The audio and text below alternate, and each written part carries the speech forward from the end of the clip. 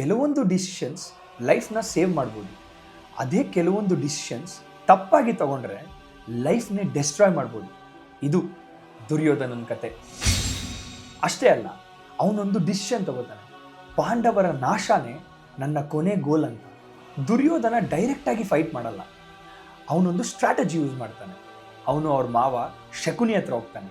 Shakuni ದಾಳಗಳಲ್ಲಿ expert, ಅಂದರೆ ಜೂಜಲ್ಲಿ ತುಂಬ expert ಆಗಿರ್ತಾನೆ.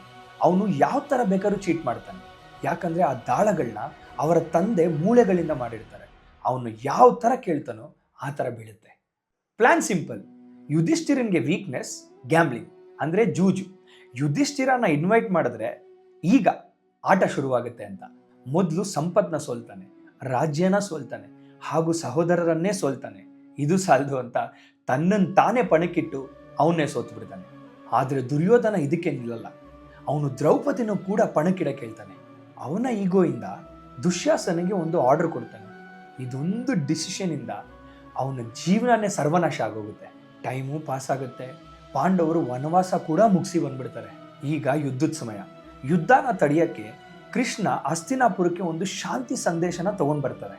ಕೃಷ್ಣ ತಂದಿದ್ದ ಸಂದೇಶ ಹೀಗಿತ್ತು: ಪಾಂಡವರಿಗೆ 5 ಗ್ರಾಮ ಕೊಟ್ಬಿಡಿ, ಯುದ್ಧ ಬೇಡ, ಇದು ನಿಮ್ಮ ಲಾಸ್ಟ್ ಚಾನ್ಸ್ ಅಂತ. ಆಗ ದುರ್ಯೋಧನ ಹೇಳ್ತಾನೆ, ಒಂದು ಅಂಗೈ ಅಗಲ ಭೂಮಿ ಕೂಡ ನಾನು ಕೊಡಲ್ಲ ಅಂತ. ಇದು ಈಗೋಯಿಸ್ಟ್ ಡಿಸಿಷನ್. ಆದರೆ ಅದೊಂದು ದಿನ ದ್ರೋಣರು ಬಿದ್ದೋಗ್ತಾರೆ, ಭೀಷ್ಮರು ಬಿದ್ದೋಗ್ತಾರೆ, ಹಾಗೂ ಕರ್ಣ ಸಾಯ್ತಾನೆ. ದುರ್ಯೋಧನ ಒಬ್ಬೊಬ್ಬರನ್ನಾಗಿ ಎಲ್ಲರನ್ನೂ ಕಳ್ಕೊತಾನೆ. ಫೈನಲಿ ಅವನೊಬ್ಬನೇ ಉಳಿದಿರ್ತಾನೆ.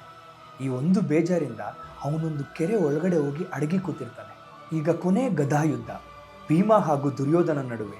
ದುರ್ಯೋಧನ ಅವನ ಕೊನೆ ಹೊತ್ತಲ್ಲಿ, ಅಂದರೆ ಸಾಯೋ ಹೊತ್ತಲ್ಲಿ, ಒಂದು ಸಾರಿ ಕೂಡ ಕೇಳಲ್ಲ. ಅವನು ಹೀಗೆ ಹೇಳ್ತಾನೆ, ನಾನು ಬದುಕಿದ್ದಾಗಲೂ ರಾಜಾನೇ, ಸಾಯೋವಾಗಲೂ ರಾಜಾನೇ ಅಂತ.